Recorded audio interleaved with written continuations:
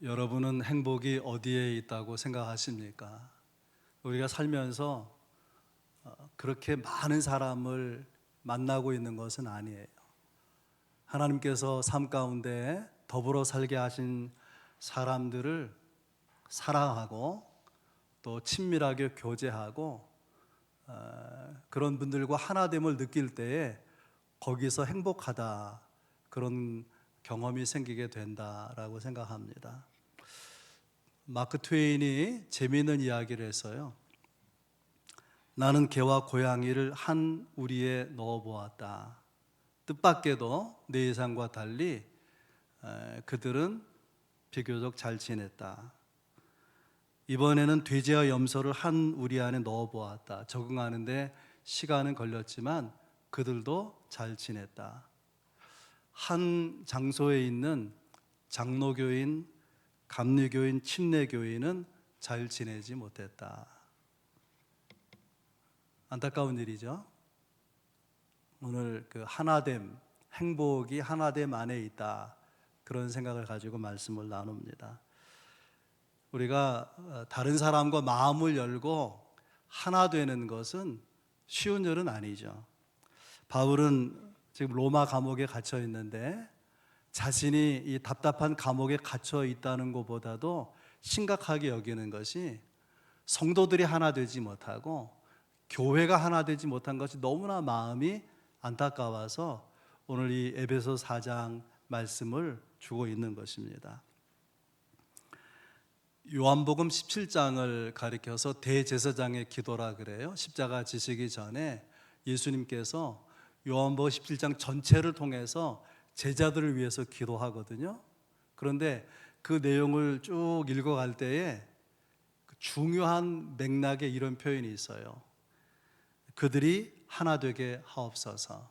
11절에 또 한참 가다가 22절에 바로 이어서 23절에 그들이 하나 되게 하여 주옵소서.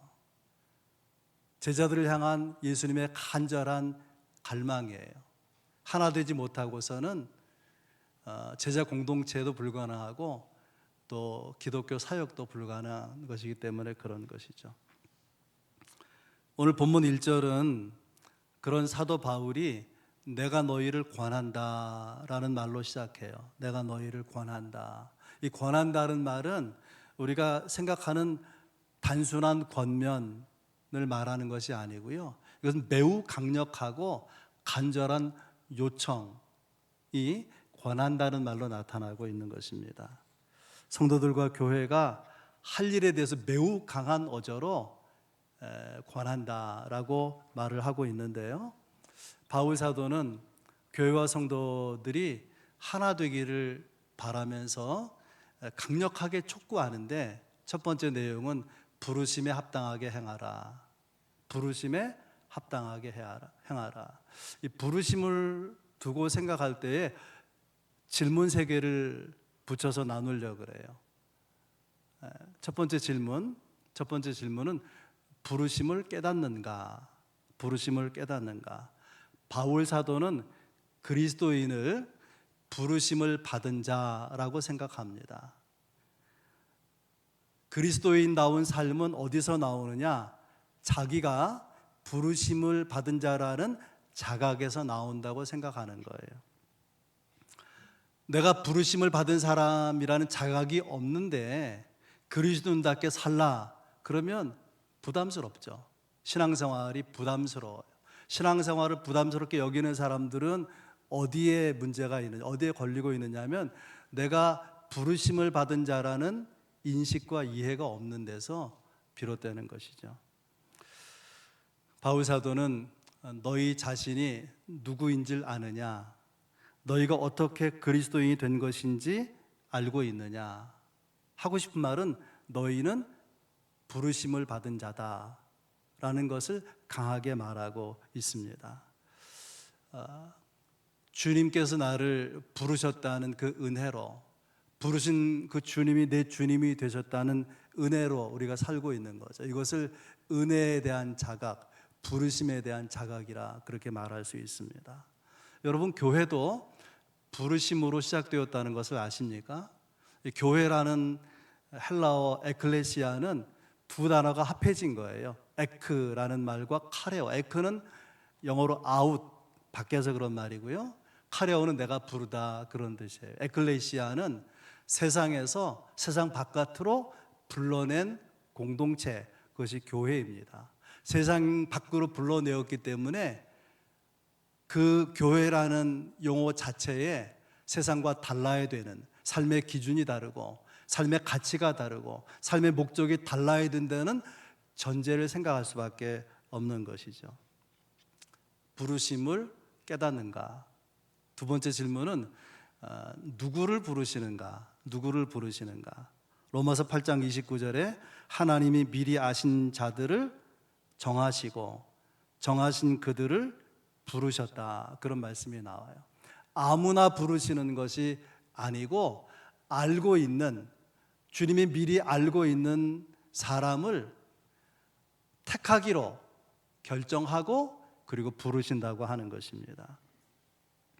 하나님이 우리를 부르시는 데는 오차가 없어요. 왜냐하면 알고 계획하신 일이기 때문에. 그리스도인이 어떻게 사느냐라는 것은 나를 알고 선택하시고 부르셨다는 것을 깨닫게 되면서 변화가 오게 되는 것이죠. 우리가 신앙생활에서 많이 듣는 이야기가 이런 내용이 있잖아요. 성경 말씀에 나오는 대로 너희가 나를 택한 것이 아니고 내가 너희를 택하여 세웠나니 너희는 내 것이라. 우리는 하나님의 선택에 의해서 부르심을 받은 사람입니다. 아시고 부르셨다는 내용을 중심으로 여러분 생각해 보세요. 다른 사람은 몰라도 나는 내가 얼마나 형편없는 존재인지 알고 있죠. 예수님께서 이렇게 말씀하십니다. 사람의 입으로 들어가는 것이 사람을 더럽게 하는 것이 아니고 사람의 속에서 나오는 것이 사람을 더럽게 하는 것이다. 그러면서 사람 속에 있는 것을 마가복음 7장 21절 22절에서 이렇게 열거했어요. 악한 생각, 속임, 음탕, 질투, 비방, 교만, 우매함, 이런 것들이 우리 속에 있다는 것을 주님이 알고 계시는데 아시는데도 불구하고 택하시고 나를 부르셨다. 그런 인식에 이르게 되면 감사하죠. 어떻게 생각하면 눈물 날 만한 눈물겨운 사랑이에요. 부르심에 합당하게 살지 않을 도리가 없게 되는 것이죠. 부르신 것 관련 세 번째 질문은 그러면 왜 부르셨는가? 나를 아시고 왜 부르셨는가? 우리가 다 알지는 못해요. 그러나 우리를 부르셨을 때는 이유가 있고 목적이 있다는 거예요. 신앙생활은 그 이유를 찾아가는, 그 목적을 찾아가는 과정입니다.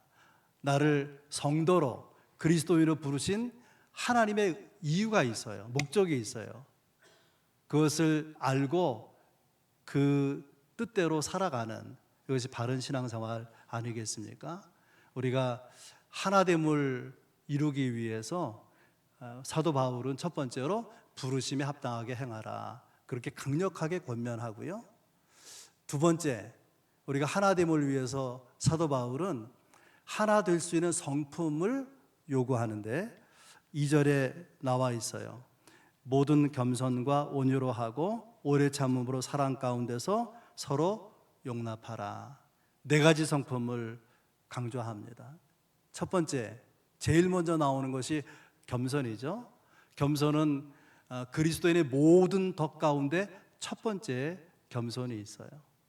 근데 1세기에 이 말씀이 기록되던 1세기에 겸손은 우리가 생각하는 것과 달랐어요.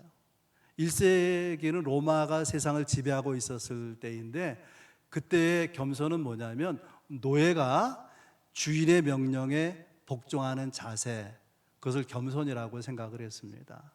그래서 노예도 아닌데 겸손하라 그러잖아요. 그럼 기분이 나쁜 거예요. 나를 노예라고 생각하나? 아니 내가 노예처럼 복종해야 돼? 겸손해야 돼? 속에서 막 화가 올라오게 되죠. 이런 문화 상황 속에서, 이런 세상 가운데서 바울 사도는 왜 겸손하라, 하나 되는 성도의 성품 가운데 첫 번째로 겸손을 강조하는가? 그것은요, 주님의 성품이기 때문에 그래요. 겸손이 주님의 성품이에요. 주님 자신이 겸손하셨습니다. 바울 사도가 예수님의 겸손을 묘사한 빌립보서 2장 6절 8절에 있는 말씀입니다. 그는 근본 하나님의 본체시나 하나님과 동등됨을 취할 것으로 여기지 아니하시고 자기를 낮추시고 죽기까지 복종하셨으니 곧 십자가에 죽으심이라. 예수님의 겸손을 묘사하는 여러 가지 표현 가운데 저는 가장 중요한 표현은 낮추셨다라는 거예요. 겸손은 나를 낮추고 상대를 높이는 것입니다.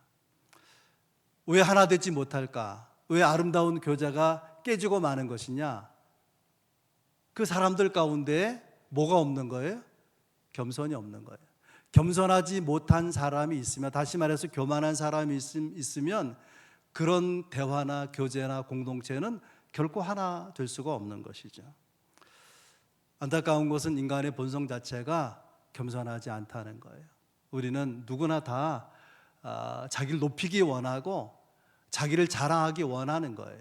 그래서 비교해서 자랑거리가 있으면 교만을 떠는 것이고요, 비교해서 자랑거리가 없어서 더 못하면은 열등감을 가지는 거예요. 거기 어떻게 하나됨이 있을 수가 있겠습니까? 인류 역사의 범죄, 최초의 범죄도 겸손하지 못한 교만 때문에 일어났다는 거 여러분 아시지 않습니까? 아담 하와가 뱀 사단으로부터 유혹을 받아요. 유혹에 넘어가죠. 어떻게 유혹합니까? 사단이 와가지고 이렇게 말하는 거예요. 이 열매를, 선악과를 먹으면 눈이 밝아지는데 하나님처럼 될 거다. 사람 속에 어떤 마음이 도사리고 있는 거예요? 하나님처럼 되고 싶은, 하나님처럼 그 자리를, 지위를 높이고자 하는 마음이 안에 꿈틀거리는 거예요. 그래서 시험이 되고, 그래서 유혹을 받는 것입니다. 모세 다얀이라고 하는 이스라엘 수상이 있었는데요, 그 수상이 특별한 것은 자기 운전기사를 정말 친구처럼 대하는 거예요. 그래서 아침에 굿모닝 이렇게 인사를 하잖아요. 근데 이 운전기사가 수상을 향해서 뭐라고 말하냐면, 모세 다얀, 아침 어때? 아침 기분이 어때? 그러고 인사를 하는 거예요. 그러니까 주변에 있던 사람들이 깜짝 놀라가지고, 아니 수상을 대해서 어떻게 저렇게 말할 수가 있느냐, 제지하거나 그 말을 바꾸거나 그렇게 해줘야 되지 않을까. 그랬더니 모세 다얀 수상이 이렇게 말합니다. 한 사람은 뒤에 앉고 한 사람은 앞에 앉을 뿐이지 사람 자체는 아무것도 다를 것이 없지. 나는 수상이기 때문에 이 공무 집행을 차를 타고 할 때 뒤에 앉는 것이고, 그는 운전기사로 앞에서 운전하는 것뿐이지 인간이라는, 하나님의 형상을 따라 지음받은 인간이라는 것은 하나도 다를 바가 없다. 맞아요, 틀려요? 맞는 것이죠. 여러분, 겸손은 상대를 높이고 나를 낮추는 거예요. 나를 낮춰서 상대를 높이는 것입니다. 우리는 겸손하기 어려워요. 그러면 겸손이 어떻게 가능하냐? 하나님 앞에서 내가 누군가를 생각해 보면 그냥 겸손할 수 있어요. 내가 얼마나 형편없는 존재입니까? 그럼에도 불구하고 하나님께서는 내 죄를 사하시고 하나님의 아들 예수 그리스도를 보내서 구원하시고 사랑의 대상으로 삼지 않았습니까? 그 은혜를 생각하면 겸손하지 않을 도리가 없는 거죠. 두 번째 성품은 온유예요. 온유 그러면 우리는 약하고 우유부단한 어떤 기질을 떠올리기 쉬운데, 성경에서 말하는 온유는 정반대예요. 강한 인격을 온유라고 말합니다. 내 안에 능력이 있어요. 또 재능이 있어요. 힘이 있어요. 그런데 그걸 다 발산하지 아니하고 목적을 위해서 하고자 하는 그 방향을 향해서 나를 제어하는 능력, 그것이 온유라고 하는 것입니다. 돈이 있어요. 마음대로 쓸 수 있습니다. 힘이 있어요. 그 힘을 발휘할 수 있어요. 그러나 함부로 돈 쓰지 않고 함부로 힘을 휘두르지 아니하고 목적을 위해서 제어하는, 컨트롤하는 능력이 온유라고 하는 거예요. 그런 의미에서 온유한 사람의 반대는 뭘까요? 온유한 사람의 반대는 어떤 사람일까요? 자기 통제력을 잃어버린 사람입니다. 쉽게 자기 감정을 폭발시키는 사람이에요. 쉽게 분노하고 쉽게 신경질 내는 사람, 결코 온유한 사람이 못 되는 거죠. 하나님이 자랑하신 온유한 사람이 있어요. 그 사람 모세입니다. 민수기 12장 3절에 모세의 온유함을 이렇게 말해요. 이 사람 모세는 온유함이 지면의 모든 사람보다 더하더라. 그래서 이스라엘 수백만 이스라엘 가운데 리더로 모세를 세우는 거예요. 사람의 생각과 달라요. 아주 강한 리더십, 강한 기질 있는 사람이 리더가 될 것 같은데 하나님이 세우시는 기뻐하신 리더는 온유한 성품을 가진 사람이라는 거예요. 꼭 여러분 기억할 수 있길 바랍니다. 예수님이 이렇게 말씀하셨어요. 나는 마음이 온유하고 겸손하니 너희는 나의 멍에를 메고 내게 배우라. 예수님의 성품이 뭐라는 거죠? 온유하고 겸손한, 이것이 주님의 성품이라고 하는 것입니다. 우리가 제자라면, 제자답게 살려고 하면은 반드시 온유해야 될 거예요. 여러분의 성품이 될 수 있길 바랍니다. 하나됨을 위한 세 번째 성품은 오래 참음인데요. 성경 복음서에 보면 예수님 십자가 지시기 전에 예수님을 체포하는 체포조를 보내요. 베드로가 그 현장에서 너무 화가 나가지고 자기 몸에 품은 칼을 빼가지고 대제사장의 종의 귀를 쳤어요. 예수님께서 그 귀를 붙여주시고 고쳐주시면서 유명한 말씀하십니다. 칼을 쓰는 자는 칼로 망하리라. 근데 중요한 것은요, 그 다음에 이것까지도 참아야 할지니라. 이것까지. 예수님이 체포될 만한 죄가 있나요? 예수님이 잘못한 일이 있습니까? 병든 자를 고치고 귀신 들린 자를 쫓아내고 또 배고픈 사람을 먹이고 복음, 주옥 같은 생명의 은혜의 말씀을 전하고 그런 사람을, 그런 주님을 죽이려고 체포하러 오니까 화가 났단 말이에요. 베드로가. 예수님이 뭐라고 말씀하시는 거예요? 이것까지도 참으라. 오래 참음이라고 하는 성품은 오랜 동안의 고통을 참는 것입니다. 사람이요, 잘 참는 사람이 있잖아요. 내 성품으로 무엇인가를 참는 것은 그렇게 오래 가지 못해요. 하나됨을 위해서 필요한 오래 참음의 이 성품은 성령의 열매입니다. 성령의 열매 가운데 사랑, 희락, 화평, 그런 9가지 열매 중에 오래 참음이 있어요. 오래 참음. 성령이 내 마음을, 내 삶을 다스려 주시면 비로소 참아지게 되는 그 열매가 오래 참음의 열매입니다. 이런 오래 참음의 성품을 가진 자에게 하나님 복이 약속되어 있어요. 12절 6장 14절 15절에 내가 반드시 너에게 복주고 복주며 너를 번성하게 하고 번성하게 하리라 하셨더니 그가 이같이 오래 참아 약속을 받았느니라. 아브라함을 두고 하는 이야기입니다. 자식을 주신다고 했는데 10년 기다려도 자식이 안 생기잖아요. 이스마엘 만들었어요. 그로부터 14년이 더 지났어요. 자식이 생기지 않았어요. 하나님이 주신다고 하지 않습니까? 그 약속의 말씀을 믿고 오래 참고 기다렸어요. 그래서 복의 근원 아브라함이 되는 것입니다. 네 번째 성품은 용납인데요. 사랑 가운데서 용납하라. 그렇게 되어 있죠. 사랑 가운데서 용납하라. 이 용납은 그대로 받아들이는 거예요. 내 모습 이대로, 그 모습 그대로 받아들이는 것입니다. 여러분이 하나님 앞에 나아간다고 생각을 해보세요. 하나님께서 나는 거룩한 하나님이야. 내 앞에 오면 적어도 너희가 나 비슷하게 거룩해야지. 좀 더 완전해야지. 좀 더 의로워야지. 좀 더 깨끗해야지. 그러면 아무도 주님 앞에 올 자가 없는 것입니다. 근데 놀랍게도 주님은 내 모습 그대로 나오라는 거예요. 예수 안에서 다 용납하시겠다고, 받아주시겠다고 말씀하는 거 아니겠습니까? 미국에 있는 어떤 목사님이 이미 자녀가 셋이 있는데 한국 고아 3명을 입양했어요.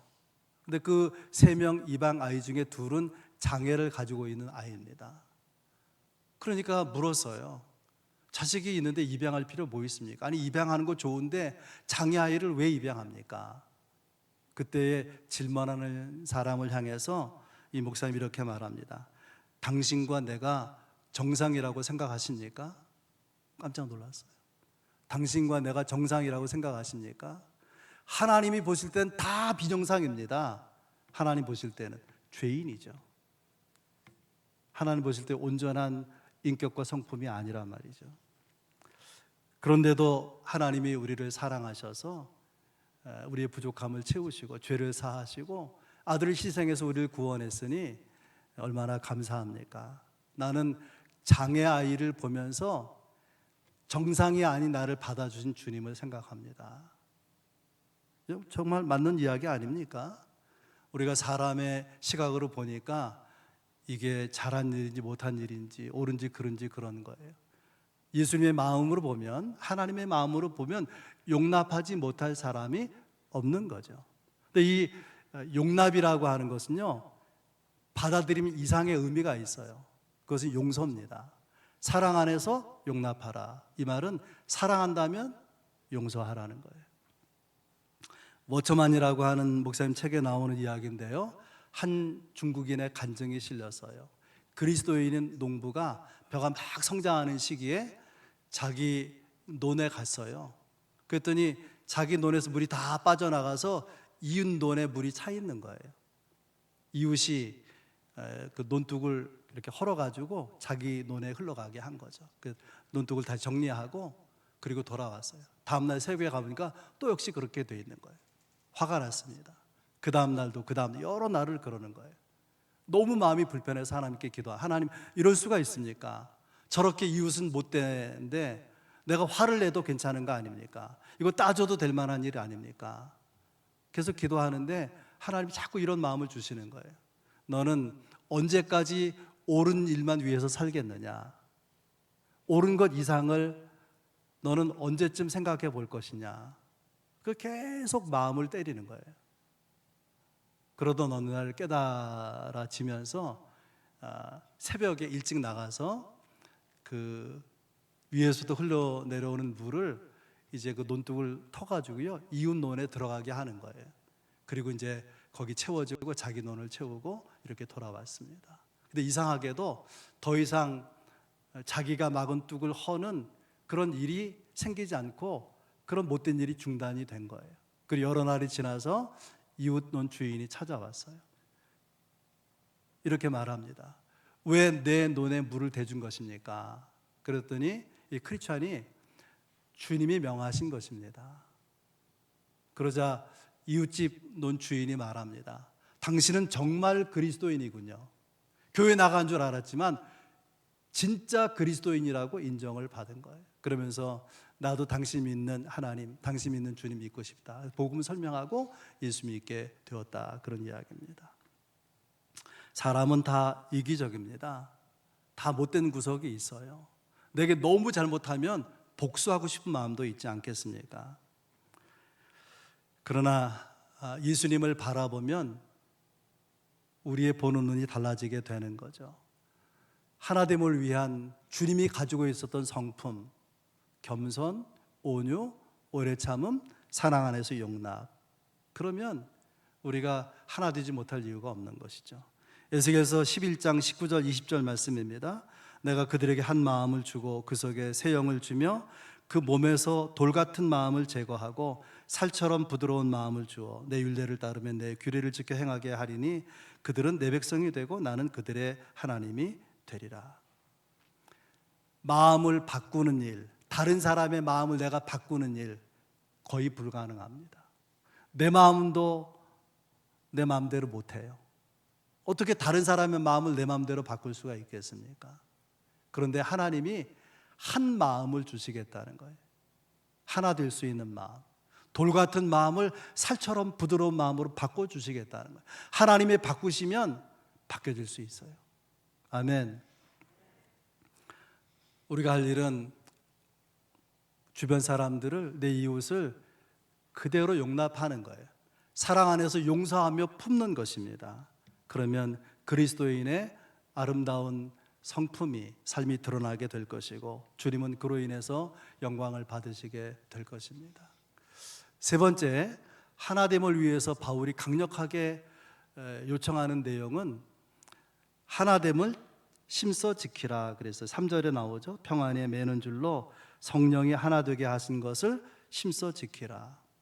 이 말씀할 때 초대교회는요, 정말 하나 되기 어려운 사람들이 섞여서 교회를 이루고 있었습니다. 유대인들은요, 이방인을 개나 돼지, 짐승 취급해요. 이방인의 집에 들어가지 않고, 이방인과 혼인하지 않고, 이방인과 더불어 사업하지 않고. 그런데 교회는 달라요. 교회는 이방인과 유대인이 들어와서 함께 성도가 되고 하나님께 예배를 드린단 말이죠. 물과 기름처럼 섞일 수 없는 사람들이 이렇게 어떻게 하나 될 수 있느냐? 그것이 주님의 사랑이고 성령의 역사인 거죠.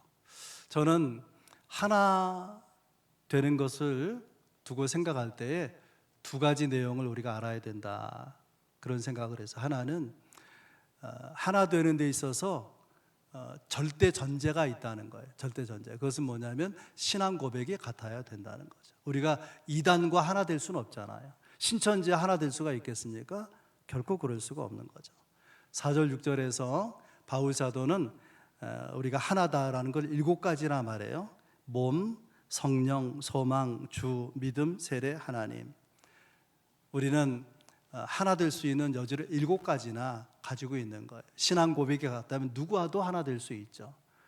말씀을 열면서 같은 장소에 있었던 장로교인, 침례교인, 감리교인이 잘 지내지 못하더라.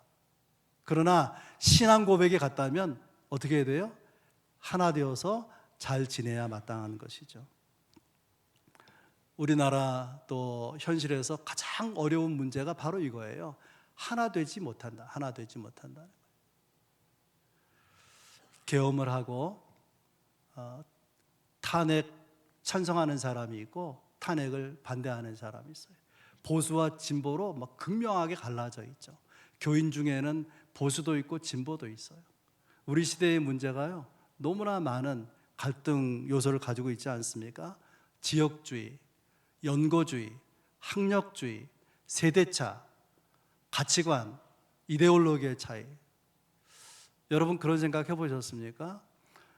우리가 하나 되는 데 있어서 같아야만 하나 되는 게 아니에요. 사실은 어느 누구도 같지 않습니다. 부부도 같지 않아요. 쌍둥이도 같지 않습니다. 다르기 때문에 하나 되지 못하는 게 아니에요. 용납하지 못해서 하나 되지 못하는 거예요. 여러분, 우리가 다를 수 있어요. 계엄을 찬성도 하고 반대도 할 수 있습니다. 그러나 그리스도인은 폭언 안 돼요. 폭언. 말로 언어 폭력 안 되는 거예요.